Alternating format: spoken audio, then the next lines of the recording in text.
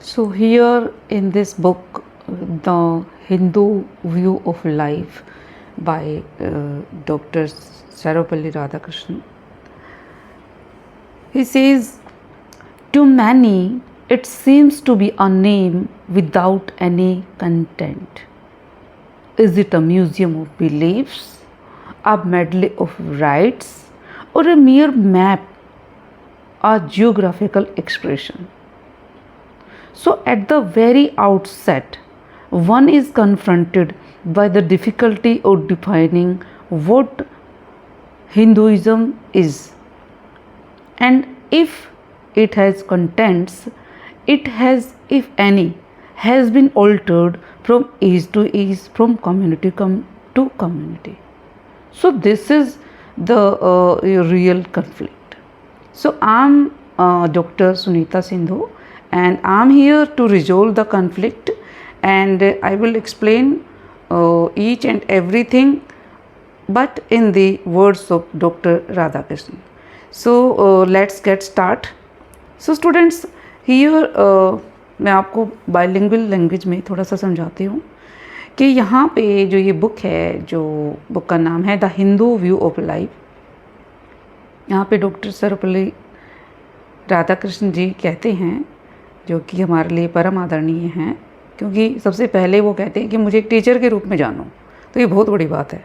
तो उन्होंने कहा कि भाई जो हिंदू है, हिंदू का क्या एटीट्यूड है अपने रिलीजन को लेके, और अगर हिंदू एक रिलीजन है, ठीक है ना, तो उसका क्या नेचर है, क्या उसका कंटेंट है, और अगर उसका कंटेंट है तो क्या समय समय पर वो ऑल्टर्ड हुआ है, अरेंज में उसके साथ क्या क्या चीज़ एडअप हो गई हैं, क्या क्या डिलीट हो गई हैं, कम्युनिटी, हर कम्युनिटी जब आई है, कोई भी कम्युनिटी नहीं आती है तो कुछ एडअप करके जाती है, कुछ डिलीट भी करके जाती है।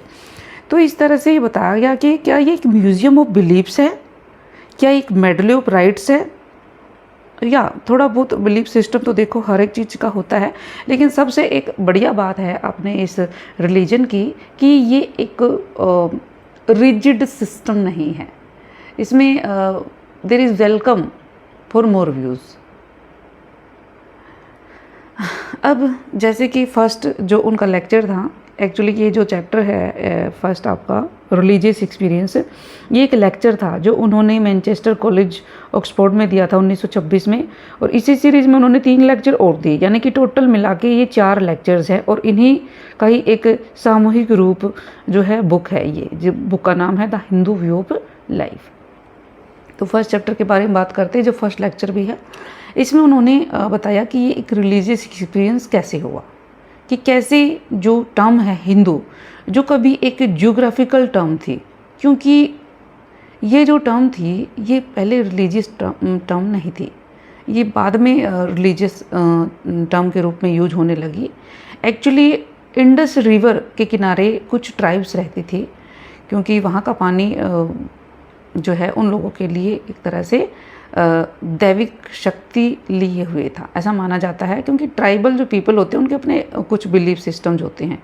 तो इसी इंडस रिवर को लोकली कहा जाता था सिंधु जो है नदी।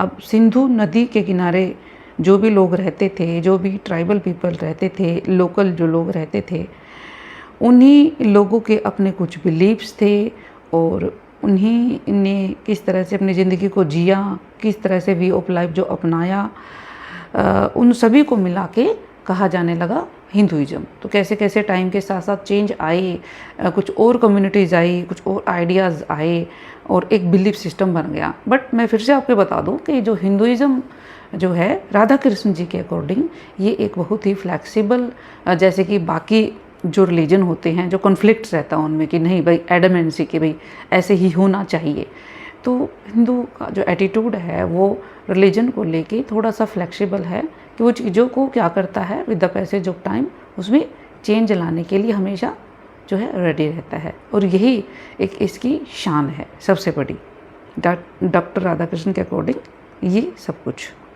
तो बाकी चीज़ें हम करेंगे अगली सीरीज़ में। Till then, goodbye and good times.